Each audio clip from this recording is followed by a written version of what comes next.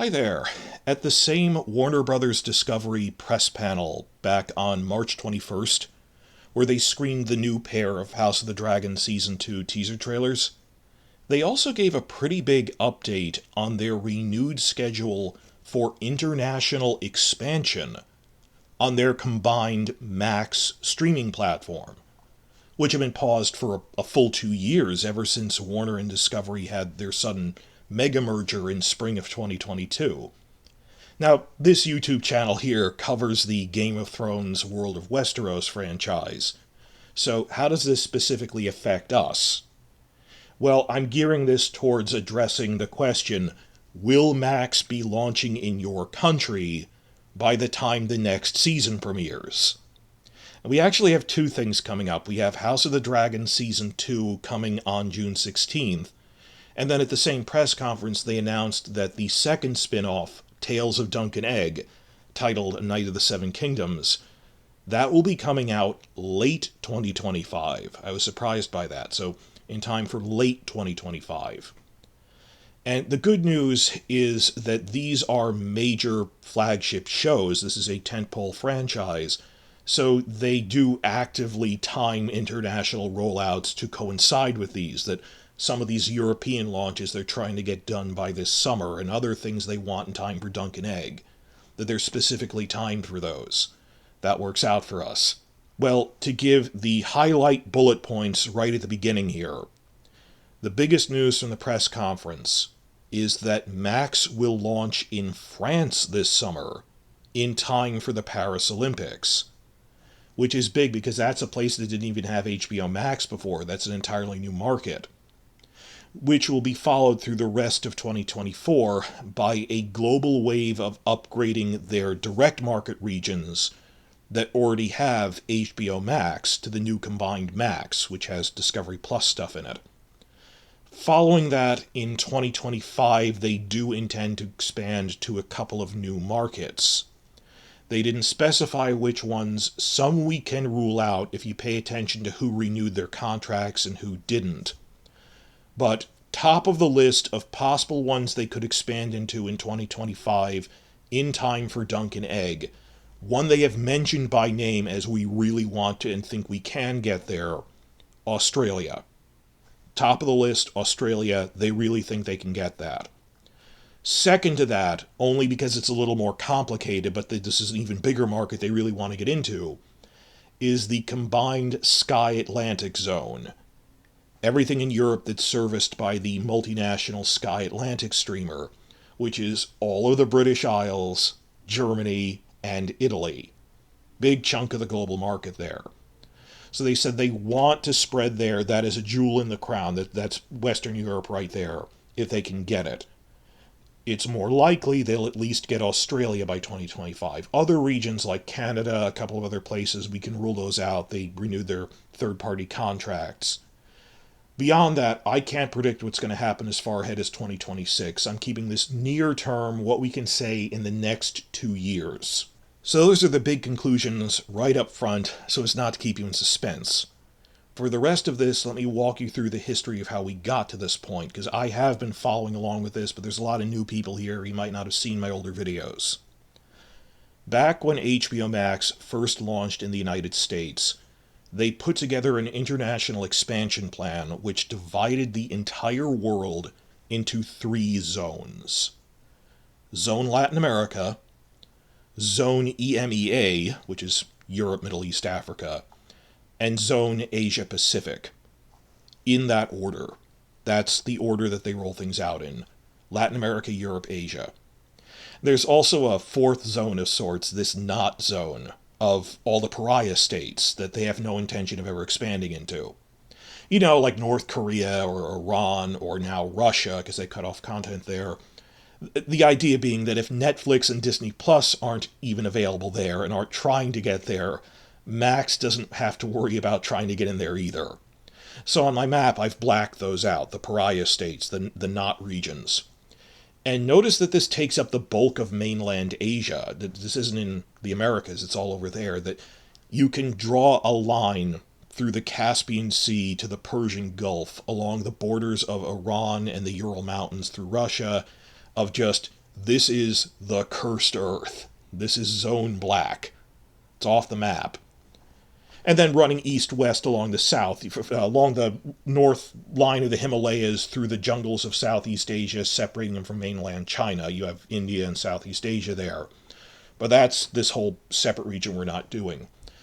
Also, one or two places don't neatly fall into these categories when you're dealing with third parties. I'm going to talk about the third party groups at the end of this, but it's specifically Zone Latin America, not Zone Americas. Canada isn't in it.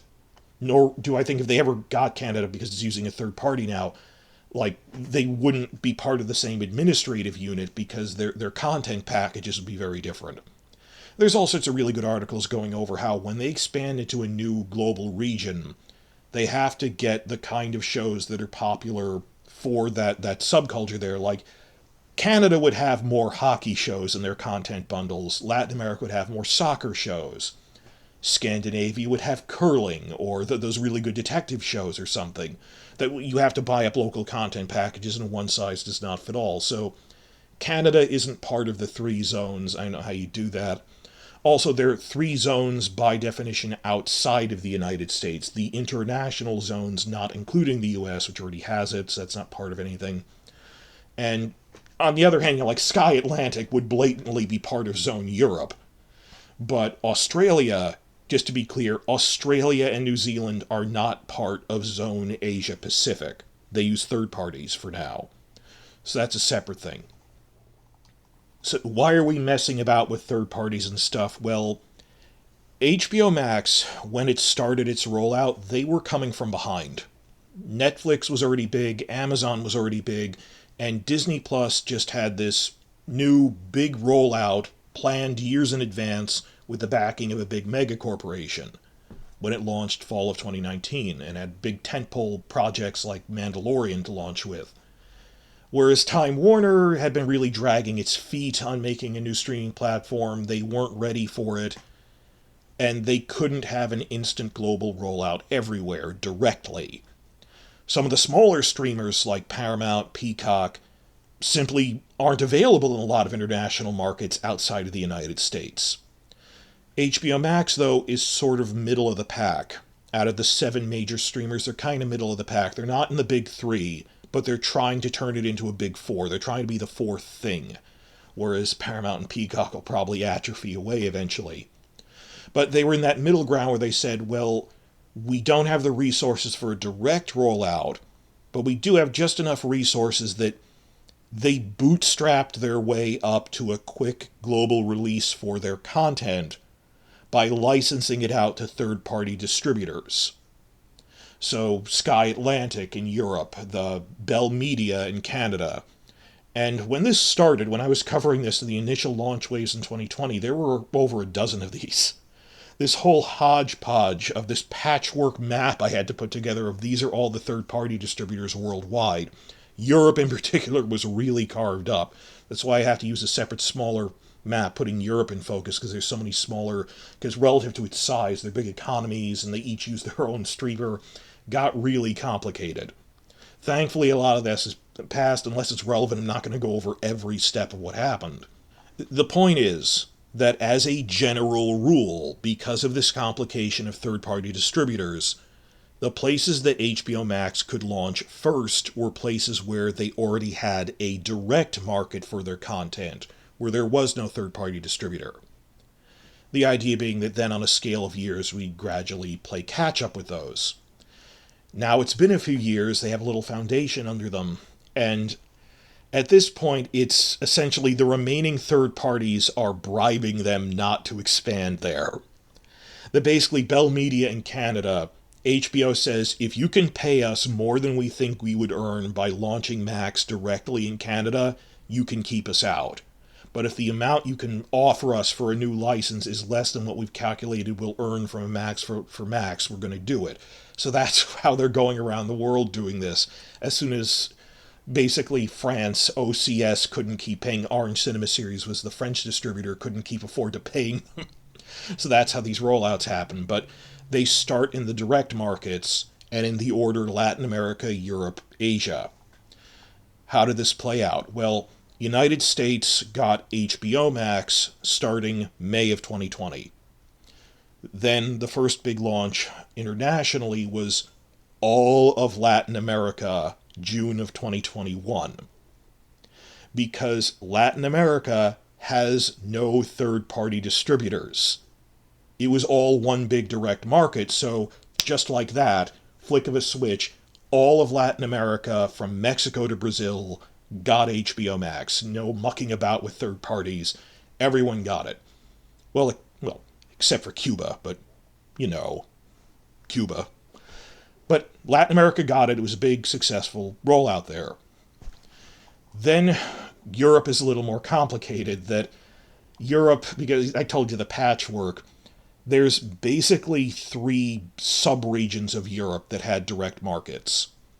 The Nordics, the 4 countries in Scandinavia that used HBO Nordic, Iberia, Spain and Portugal, and HBO Eastern Europe, by which I mean Poland down through the Balkans, not including Greece.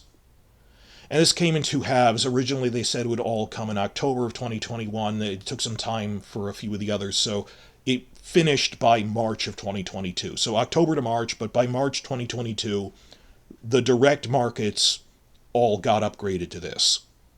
And on top of that, by that March, around the same time it was launching in Poland, it also launched for the first time in the Netherlands, which had not been a direct market up to then, but had been using a third-party distributor, Ziggo. So they actually expanded into a new region with that. So things are really gathering steam, rolling along with this by March of 2022. Then the very next month, April 2022, everything got upended with the surprise announcement that Discovery Plus had bought out Warner Media to make Warner Brothers Discovery. And the result was that future international expansion was suddenly paused for 2 years while the merger was reorganizing everything behind the scenes. On top of that, you might have seen stuff in the news talking about it's the 2-year anniversary. It is a legal anniversary. When this merger happened, there was a legal restriction put in place that Warner Discovery can't engage in new mergers and acquisitions for 2 calendar years. That restriction expired 2 weeks ago when the anniversary came.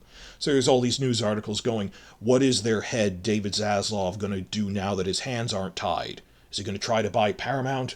That might be a little too expensive. He's going to try something else. We're not really sure. But that's one of the other reasons they wanted the international rollout now. Also, they paused it just because of all the paperwork they had to sort through with the merger.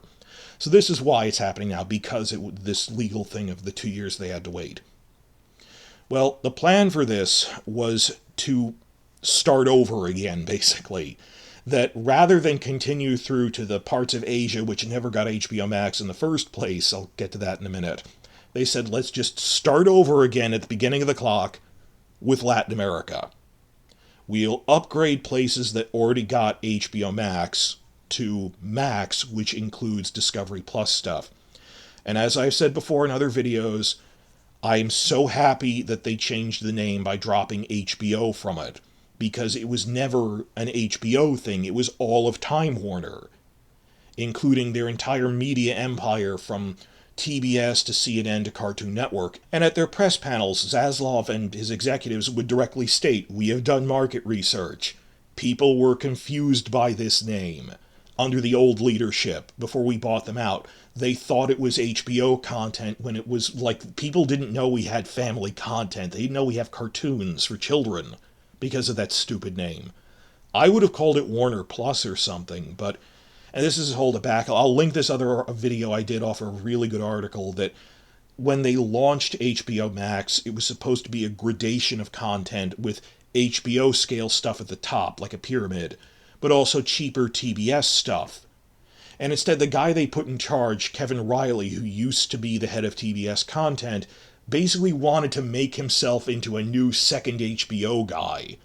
So he bought up all this top-tier, really expensive content. There wasn't any left over, and they called them the HBO Max Originals. And internally, these were supposed to be TBS-scale things. The market could never support that many TV shows. I have a whole separate video on this. It's stupid of just the hurdles they went through those 2 years before they kicked those guys out and brought in these new people. This is supposed to be a rival to Netflix and Disney Plus, with a range of content from kids to HBO, not just a all HBO all the time. That's silly. So you might not like the name Max. I'd say at the very least it is better than HBO Max. That really confused people. I'd have called it Warner Plus or something, who knows. But the point is, if you get confused as I go back and forth between this, there's HBO Max and Discovery Plus merged together into Max, the combined thing. And the idea was that they'll start bringing in all the good documentary content, non-fiction stuff from Discovery Plus. They've actually started just having success with that in the past 2 months. The top streamed thing on the combined Max was not something that would fall under HBO Max, but a Discovery thing. That really good documentary, Quiet on Set, about all the work abuse scandals at Nickelodeon, that's a Discovery Plus thing that is now available on the combined Max. So it's something I can point to as a result of the merger. Made a separate video about how it was a really good documentary. Please check that out. But okay, HBO Max being upgraded to Max with Discovery Plus. This started in the United States itself on May 23rd, 2023, almost a full year ago. Then, going through the zones in order again, Latin America just had a really big upgrade rollout from HBO Max to Max on February 27th. So if you're in Latin America and you're watching this now, if you're in Brazil or Mexico or something, and you're one of my regular subscribers, please sound off in the comments about how you feel the new combined Max compares to what you had before 2 or 3 months ago. I saw this when the announcement came on February 27th. They had a really fun announcement video of, hey, here's Max, it's coming, and they had like actors pretending to be fans, cosplaying as, Game of Thrones people, other shows that they have on there, Succession or whatever, rushing as a mob through a city to join the new platform, sort of like the Paramount did with Paramount Plus commercials where they're on Paramount Mountain, but this was for Max. So I'll link it. Check it out. It's obviously it's not in English, but subtitle. Check out the launch trailer they had for that. It was fun. Oh, funnily enough, though, the launch in Latin America actually came 1 month earlier than they originally announced. You'd be surprised. You think it would come. Things always get delayed. Things never come early. Why did it come a month early? Well, back in early February, they had a really bad earnings report, which made their stock price drop. So they rushed out the launch to have some good news to talk about. But I'm on their side because, since the new year, since turned into 2024, their stock has been taking a dive due to everyone having jitters about their profits are down, and it's, dude, we are in the aftermath of a 9-month-long combined writers and actors strike.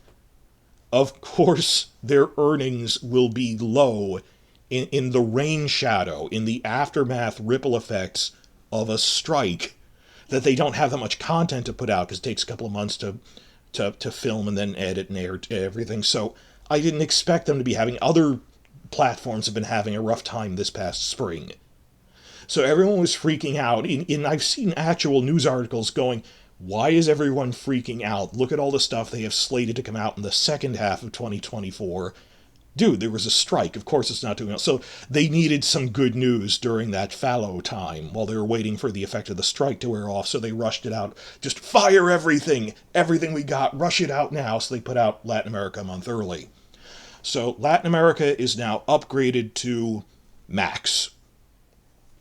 Which brings us to where we are now. We are then going through the order. We're up to Europe. The big news is that they are expanding into France, which up to now just had the third-party distributor OCS. And actually, not just France, they also have Belgium.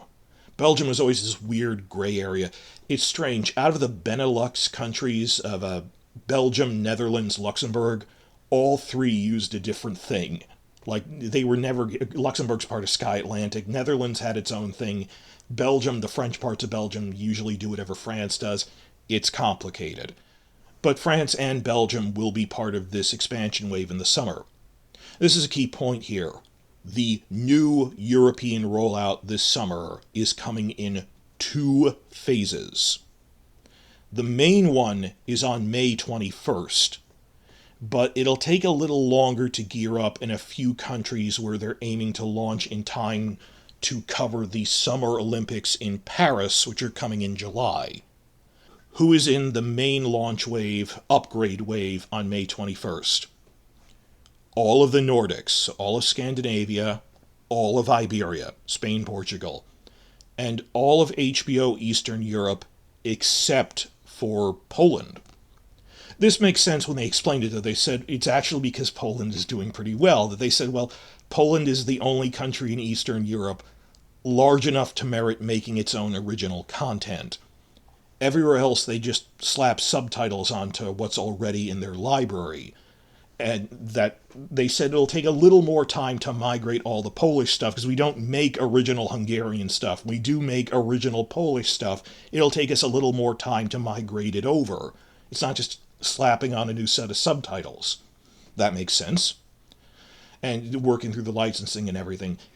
Similarly, the Netherlands will also be in that later wave. Not on May 21st at all, but the hopefully in time for the Paris Olympics wave will include France, Belgium, Poland, and the Netherlands.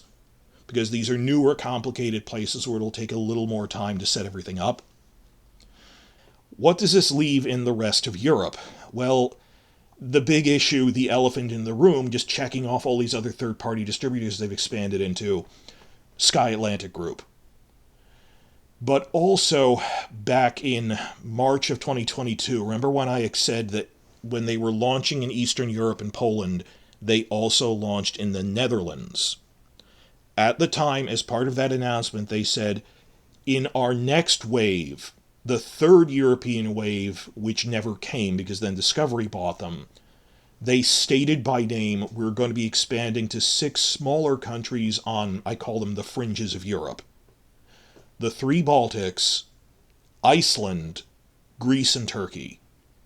Those 6 countries, they did state there aren't like third parties that were strong-arming us. We expected a smooth rollout, and it just never happened. Why does this really matter? Well, I do talk to people from there that luck of the draw, some of the major figures in House of the Dragon fandom happen to be from these countries. Like, there's a really big one from Lithuania, another one from Greece. So just certain fan site leaders, people who are doing a lot of big news reporting, happen to be from these countries. That's why I mention them.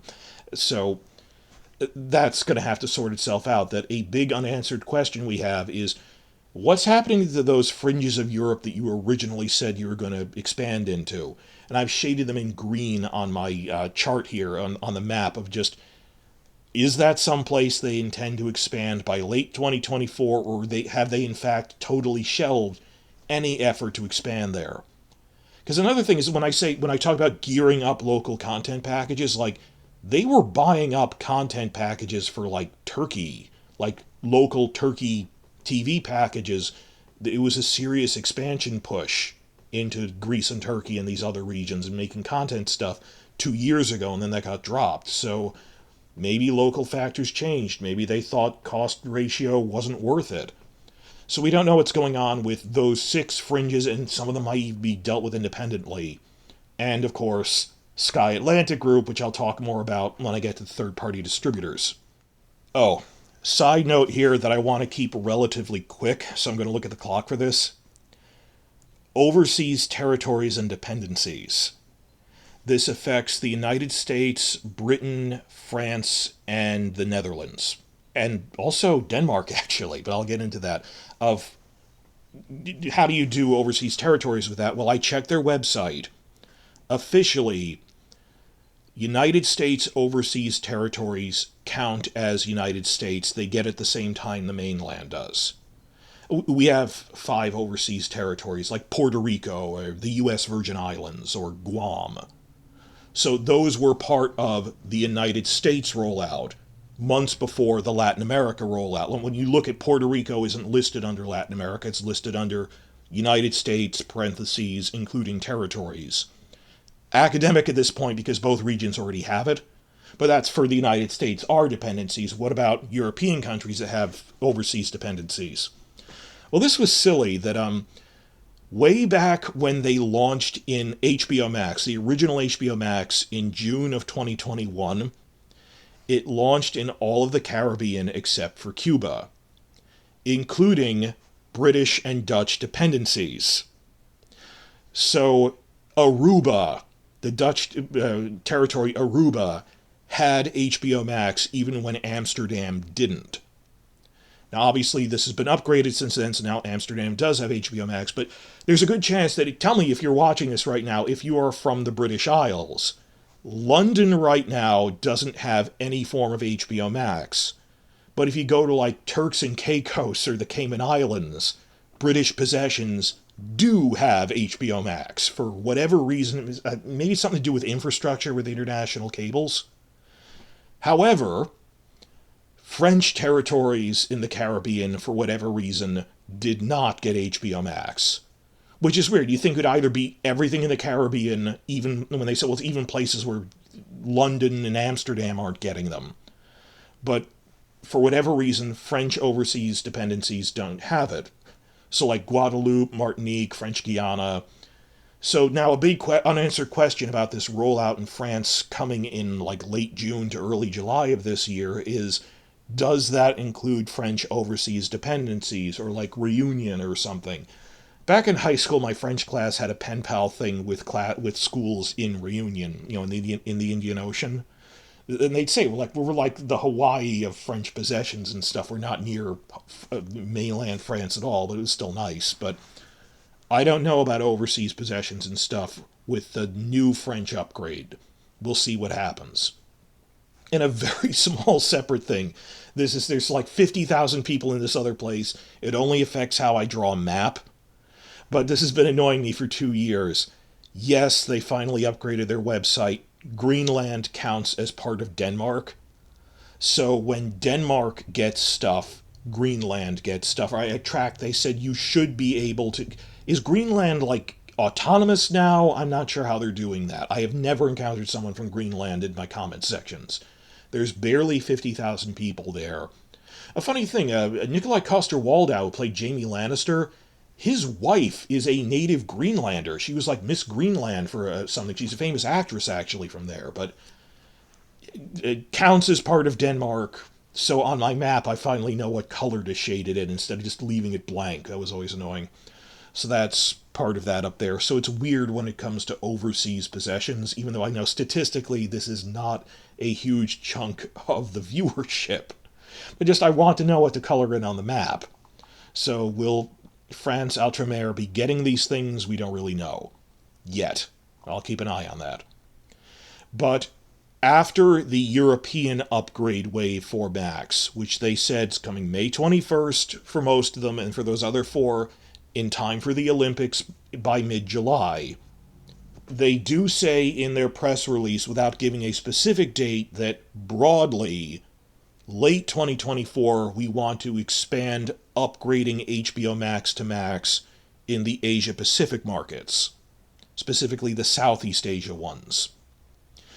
Now, this is interesting that despite its size, because of all the pariah states like China or Iran, mainland things, all of, when I talk about Asia, is really only divided up into 4 sub-regions. It's actually pretty straightforward. It's not as complicated as Europe was for Max expansion. Because it turns out HBO already had one big direct market across all of Southeast Asia. And then just 3 individual companies, each using their own third-party distributors. India, Japan, and South Korea. So there's HBO Southeast Asia, then those 3, and that's it. HBO Southeast Asia is based in Singapore, and it covers 8 territories. Singapore, Malaysia, Indonesia, Thailand, Vietnam, Hong Kong, Taiwan, and the Philippines.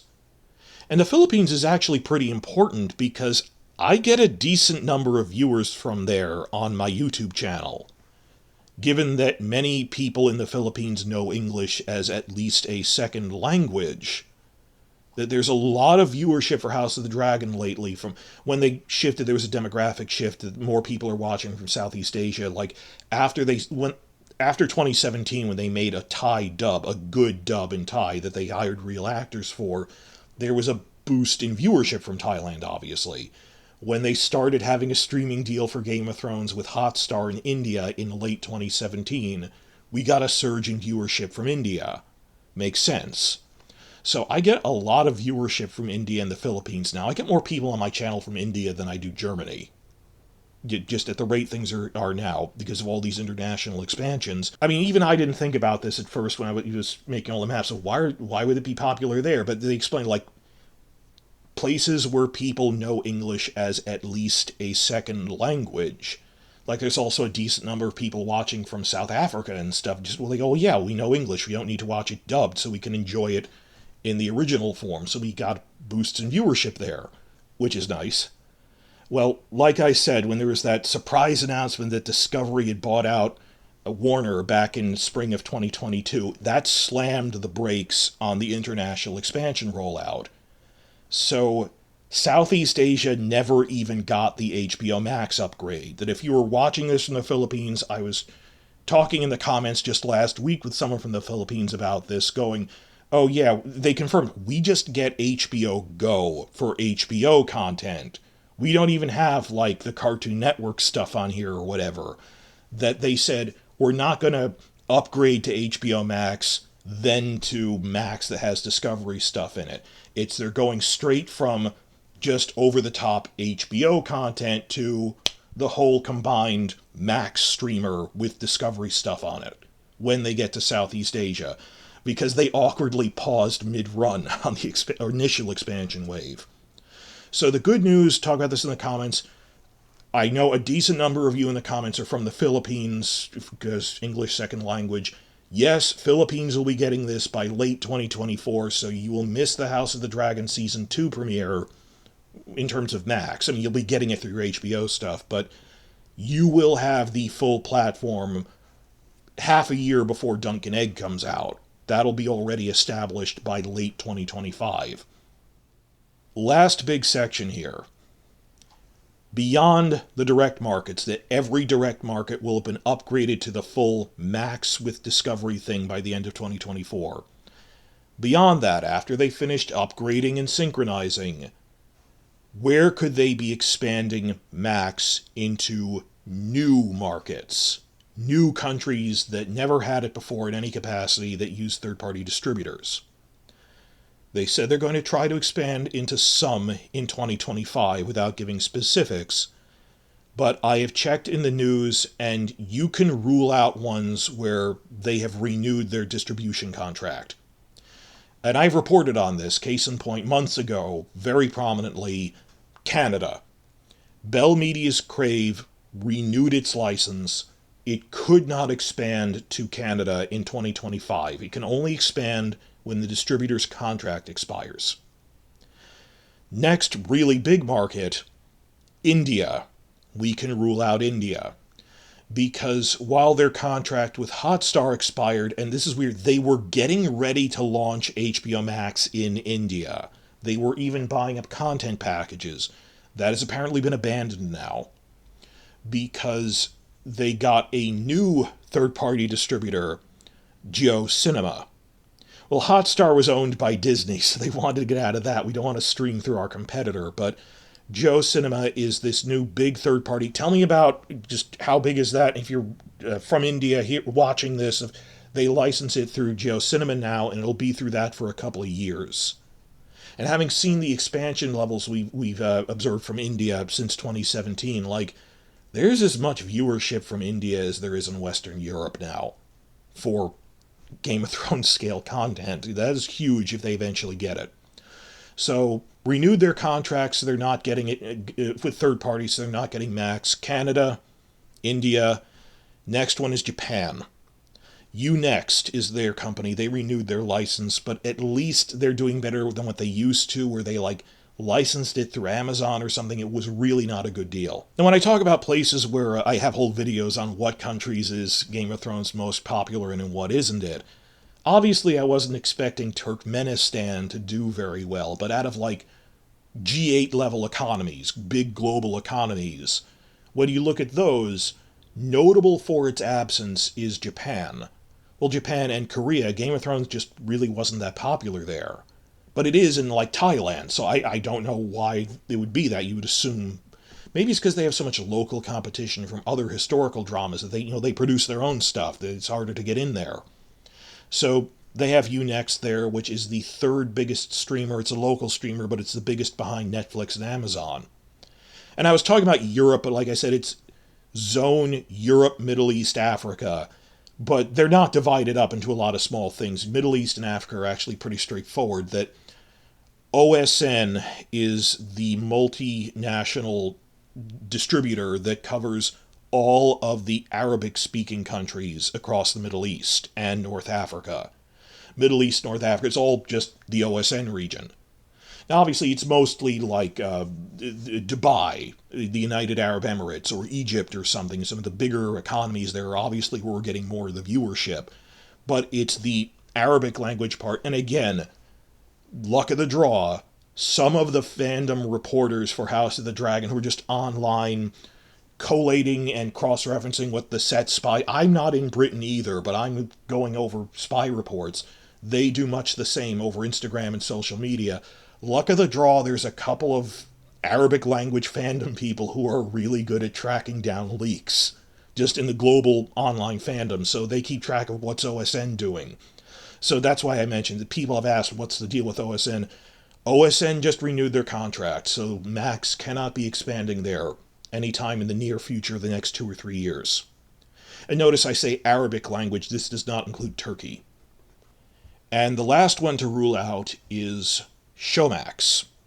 Showmax basically covers all of sub-Saharan Africa, though primarily they're 3 largest economies. In order, number 1, South Africa, then Nigeria, then Kenya. But they're starting to expand to a couple of other countries there, that there is surprising growth in streaming TV content. I mean, original local drama content in Africa. I mean, mostly South Africa, but also some Nigeria, Kenya stuff. And I just saw this amazing article in Variety about how well Showmax is doing, which really surprised me because 2 years ago, I and everyone else thought that HBO Max expanding into Africa was inevitable. While we have not, the other ones we all got confirmation on renewed contracts, Showmax is a big question mark, but I decided that they're probably not going to expand there on account of the fact that Showmax is doing really well.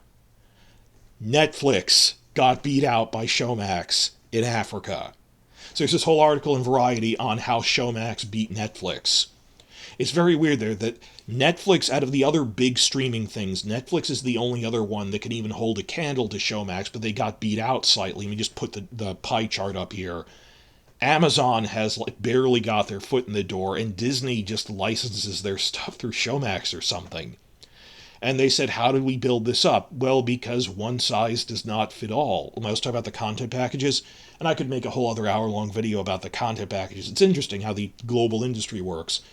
They said, well, why would people in Kenya want to watch The Real Housewives of Florida when they could be watching The Real Housewives of Kenya? I mean, that is a real show they make. They've expanded the Real Housewives franchise. So there's a South Africa version, there's a Kenya version, there's a Real Housewives of Lagos.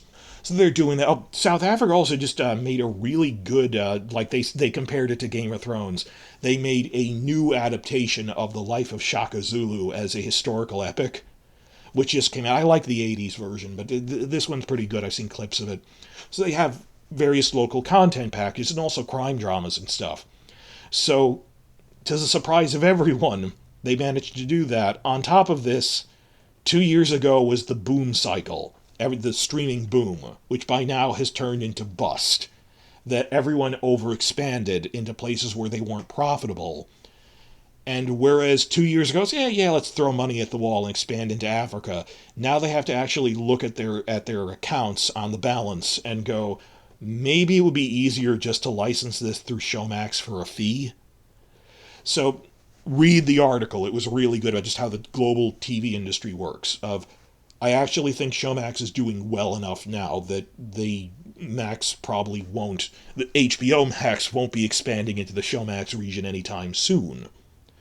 So those are the third parties we can rule out, and that only really leaves, top of the list as I mentioned before, Australia has been using Foxtel, but Warner Discovery executives have mentioned by name in interviews, we really hope to expand into Australia in 2025.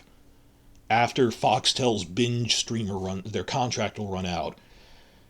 Wouldn't it be amazing if they launch Max there and they record ads with Millie Alcock, young Rhaenyra, who's Australian? I mean, I know, like, in the United States, they had ads for Max using Jason Momoa because he was Aquaman, and Millie Alcock has been cast as the new Supergirl for DC Comics. Warner Discovery owns DC Comics, it'll be on their Max. As intercapacity is, hi, I'm young Rhaenyra and Supergirl.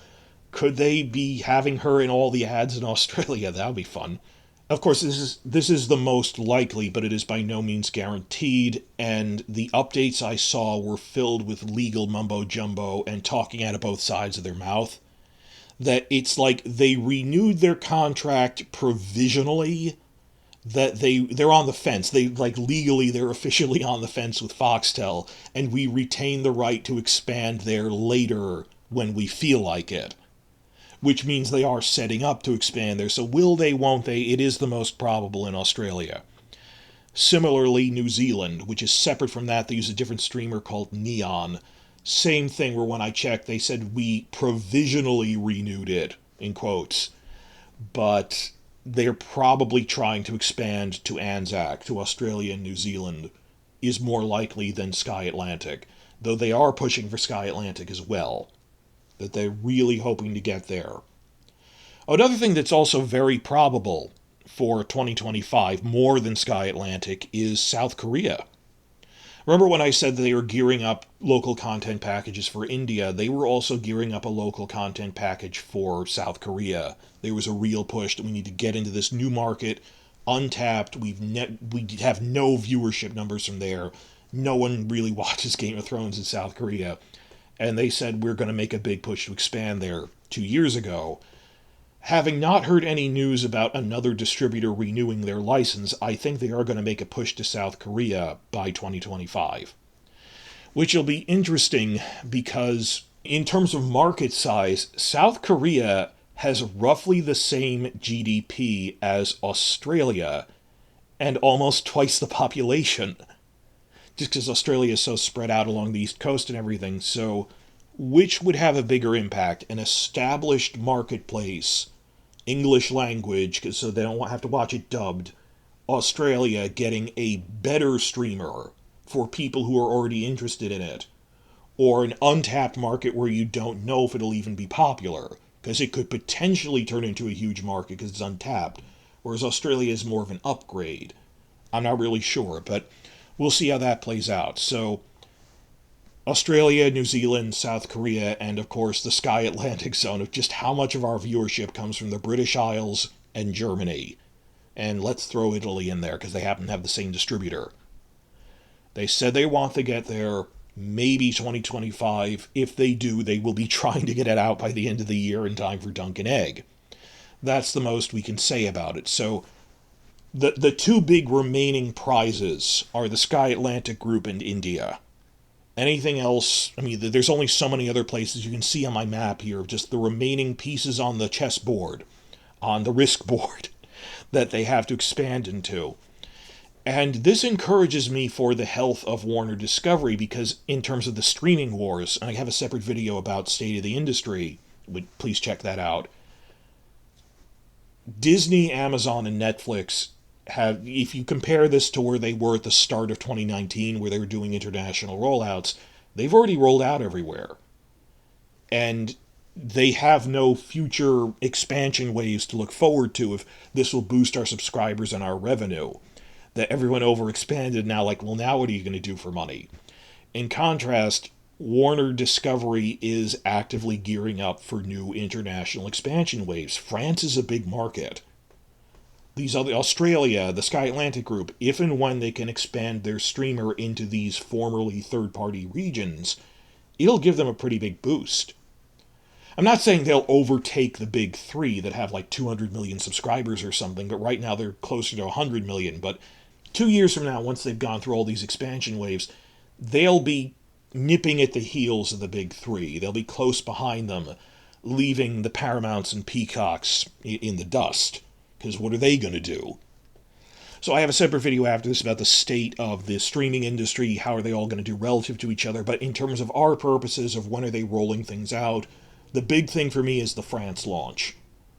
Coming this summer, everyone else is upgrading to Max. France, Belgium is a new expansion that they never were in before.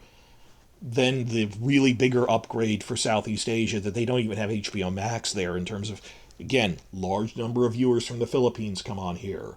The Game of Thrones actually did pretty well in Southeast Asia because they put time and effort.